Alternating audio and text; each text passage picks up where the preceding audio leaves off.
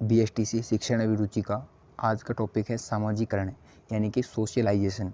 सामाजिकरण क्या है? अर्थात सामाजिक वातावरण के अनुसार बालकों को समाज की नीति, नियम, रूढ़ि, परंपरा उसके अनुसार बालक को ढालना या व्यवहार के समाज के अनुसार परिवर्तन करने की प्रक्रिया है।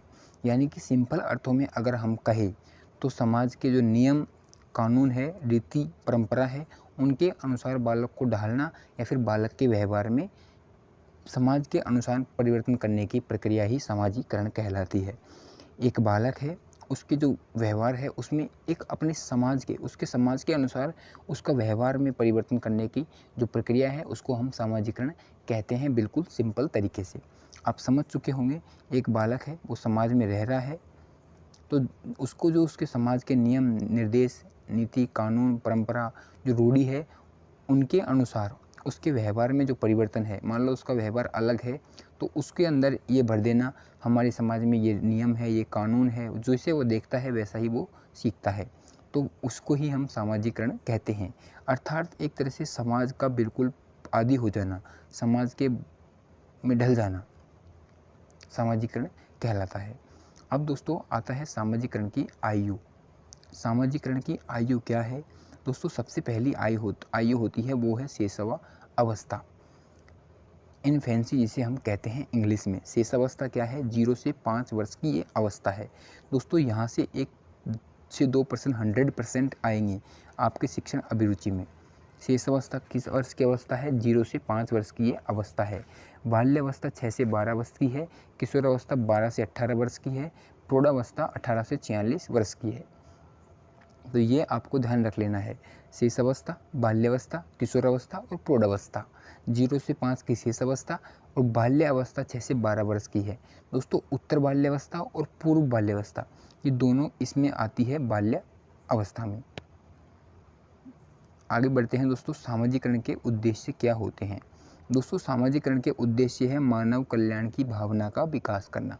यानी कि अगर एक अच्छा समाज होगा, उसके अच्छे नियम, रीति, कानून, परंपराएं होंगी, तो बालक में जो उसका परिवर्तन होगा या उसके व्यवहार में जो परिवर्तन होंगे वो मानव कल्याण की भावना का विकास करेंगे। उसके मन में क्रूर भावना पैदा नहीं होगी अगर अच्छा समाज होगा तो। संस्कृति का हस्तांतरण दोस्तों, जैसे अगर हमारी कोई संस्कृति रही है, जो हमारा कल्चर है, उसका जो हस्तांतरण है यानी कि ट्रांसफ़र है, हमने उस संस्कृति को अपनाया, अब हमारा बच्चा है वो भी उस संस्कृति को अपनाए, तो उसके लिए बालक में उस संस्कृति का ट्रांसफ़र यानी कि स्थानांतरण करना होता है, जो किसका उद्देश्य है? सामाजिकरण का, ताकि बालक भी संस्कृति को भूले ना और हमारी जो संस्कृति परंपरा चलती आ रही है उसको बालक अपनाए। तो सामाजिकरण का उद्देश्य हो गया संस्कृति का हस्तांतरण। अनेक कौशलों को सीखने का अवसर, जो अनेक कौशल है समाज के उनको सीखने का अवसर प्रदान करना सामाजिकरण का भी मुख्य उद्देश्य है। और एक अच्छा सामाजिक नागरिक दोस्तों, अच्छा सामाजिक नागरिक बनाना सामाजिकरण का बहुत ही प्रमुख लक्ष्य है कि एक अच्छा नागरिक बनेगा, वो मानव कल्याण की भावना का विकास करेगा, हमारी संस्कृति को आगे बढ़ाएगा, इसका हस्तांतरण वो अपने पुत्रों में भी करेगा और अनेक जो कौशल है, जो स्किल्स है, उनको सीखने का अवसर भी उसको प्रदान होगा। ये किसके लक्ष्य हैं? सामाजिकरण के उद्देश्य हैं। सामाजिकरण इसलिए होता है बालक में ताकि वो एक अच्छा नागरिक बन सके, जो उसकी समाज की संस्कृति है उसको वो अपनाए, आगे बढ़ाए, उसका विकास करे, मानव कल्याण की भावना का विकास करे, अच्छे कार्य करे। ये सामाजिकरण के उद्देश्य हैं। अब आते हैं हम सामाजिकरण के प्रकार कौन कौन से होते हैं। दोस्तों सामाजिकरण होता है एक तो विसामाजिकरण, यानी कि जिस बालक का सामाजिकरण ही नहीं हुआ, समाज के उसने जो नियम, कानून या संस्कृति है, जो आचरण है, व्यवहार है, उसको नहीं सीखा है, तो वह चोरी, लूटेगा, हत्या करेगा। ये काम जिसका सामाजिकरण नहीं होता है वो करता है। अगर एक समाज अच्छा है तो वो ऐसा काम नहीं करेगा। तो ये क्या है? विसामाजिकरण, जिसका सामाजिकरण नहीं हुआ है। तो विसामाजिकरण में चोरी, लूटपाट, हत्या आती है। इसमें बालक चोरी, लूटपाट, हत्या में विलीन हो जाता है और वह समझ नहीं पाता कि सामाजिकरण एक अच्छी चीज़ है या नहीं है, क्योंकि उसका सामाजिकरण नहीं हुआ है, तो उसको पता ही नहीं है, उसको बताया नहीं गया है कि आपको करना क्या है। अब होता है दोस्तों चेतन सामाजिकरण, जानबूझकर किया जाता है। आपका जो सामाजिकरण है वो चेतन है, आपको पता है कि हाँ ये काम गलत है लेकिन फिर भी आप करते हैं, तो वो होता है चेतन सामाजिकरण। यानी कि जैसे आपको पता है कि हमारे समाज में चोरी करना गलत बात है लेकिन फिर भी आप कर रहे हो, तो उसे कहते हैं हम चेतन सामाजिकरण। अचेतन सामाजिकरण क्या है? जानबूझकर नहीं किया जाता। जैसे आपको पता ही नहीं है, आप कोई रूल या नियम को तोड़ रहे हो, आपको पता ही नहीं है, तो वो होगा अचेतन सामाजिकरण। दोस्तों, पुनः सामाजिकरण है अपराधी को पुनः सुधारना। जैसे एक अपराधी है, वो बन गया है, लेकिन उसका सामाजिकरण करके पुनः उसको एक अच्छा आदमी बना दिया जाए, तो उसका सामाजिकरण पुनः सामाजिकरण कहलाता है। तो ये सामाजिकरण के प्रकार है 4: विसामाजिकरण, चेतन सामाजिकरण, अचेतन सामाजिकरण और पुनः सामाजिकरण। अब दोस्तों, सामाजिकरण के जो कारक है या जो संस्थाएं हैं जो सामाजिकरण को आगे बढ़ाती है, वो कौन कौन सी है? सबसे पहले आते हैं हम परिवार में। परिवार सबसे पहले सामाजिकरण की इकाई है या संस्था है या कारक है।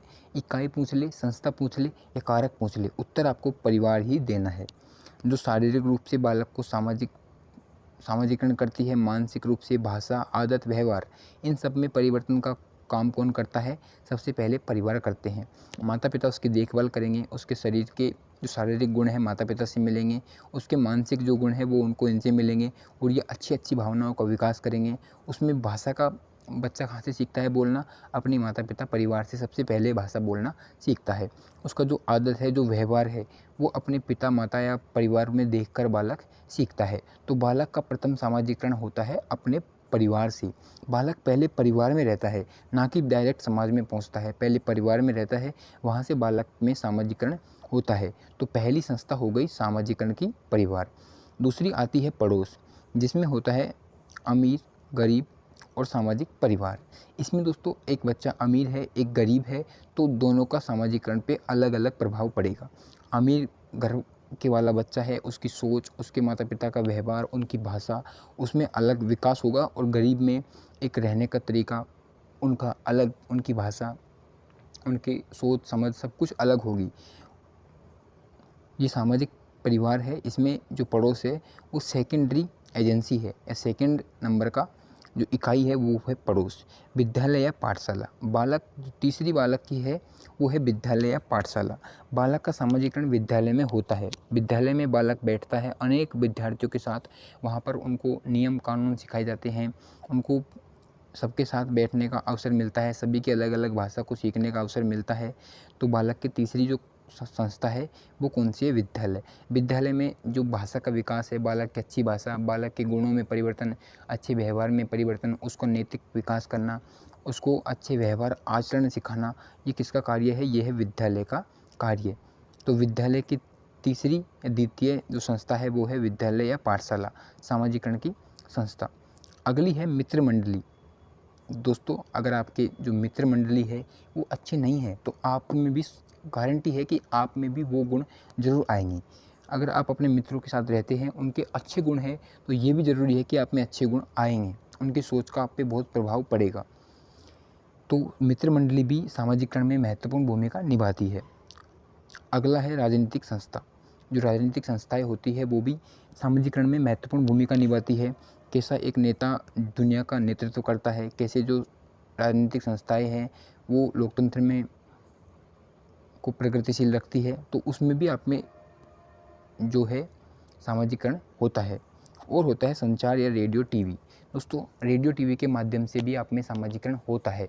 अगर रेडियो पर आप कोई न्यूज़ सुन रहे हैं, कोई अच्छे विचार सुन रहे हैं, या फिर टीवी पर कोई अच्छी खबर आप देख रहे हैं, तो उससे भी आपका सामाजिकरण होता है। सामाजिकरण आप वीडियो के माध्यम से भी सीख सकते हैं। अब दोस्तों देखो, प्रश्न आ चुका है। ये पहले प्रश्न है, जो भी मैं टॉपिक में प्रश्न ला रहा हूँ वो 100% वो प्रश्न है जो पहले एग्जाम में आ चुके हैं। यानी कि आपको प्रूफ भी दे रहा हूँ कि ऐसे प्रश्न ही आते हैं। बालक की प्रथम पाठशाला है परिवार, मित्र मंडली, पड़ोसी या फिर विद्यालय। दोस्तों, मैंने अभी आपको बताया था कि पहली इकाई या प्रथम संस्था या प्रथम जो इकाई है, कुछ भी पूछ ले, परिवार पहला है। उसके बाद में सेकेंडरी एजेंसी है, तो आपकी मित्र मंडली, पड़ोसी और विद्यालय आएंगी। सबसे पहला है जो वो है परिवार। तो सही उत्तर हो जाएगा और आपको कमेंट में उत्तर देना है इनका कि प्रथम कौन सी है। विद्यार्थी के हित में अध्यापक का उत्तरदायित्व निहित है। खेल के मैदान में, केवल विद्यालय में, विद्यालय और समाज दोनों में, इनमें से कोई नहीं। विद्यार्थी के हित में अध्यापक का क्या उत्तरदायित्व है? या अध्यापक का उत्तरदायित्व केवल खेल के मैदान में ही है, केवल विद्यालय में ही है, कि केवल विद्यालय में बालक को सिखाना है, बाहर कुछ भी नहीं करना, या फिर इनमें से कोई नहीं? तो जो अध्यापक का उत्तरदायित्व है वो है विद्यालय और समाज दोनों में, बालक का अच्छे तरीके से सामाजिकरण करना और बालक का विद्यालय में भी अच्छे तरीके से सामाजिकरण करना। तो दोनों उत्तरदायित्व किसके हैं? वो है एक अध्यापक के। अगला प्रश्न है दोस्तों, सामाजिक परिपक्वता का अर्थ है। सामाजिक परिपक्वता का अर्थ है बालक में विवेक का विकास होना, बालक का शारीरिक विकास होना, बालक में सामाजिक कुशलता का विकास होना, या फिर बालक का फल की भांति पकना। दोस्तों सामाजिक परिपक्वता मैंने आपको बताया है। प्रश्न का जो उत्तर है वो आपको कमेंट करना है, और ये प्रश्न पूछा भी गया है। अब आप इसमें से 3 नंबर लाते हो या फिर 0 नंबर लाते हो, आपके हाथ में है। मैंने टॉपिक आपको बहुत अच्छे से समझाया है, दोबारा पढ़ो, सब कुछ आपको समझ में आ जाएगा। ऐसे ही प्रश्न यहाँ से आते हैं। तो सामाजिक परिपक्वता का अर्थ है विवेक का विकास होना, गलत बात। बालक का शारीरिक विकास होना, ये शारीरिक विकास तो हो जाएगा, लेकिन ये केवल एक ही बात है। बालक का फल की भांति पकना, गलत बात। बालक में सामाजिक कुशलता का विकास करना।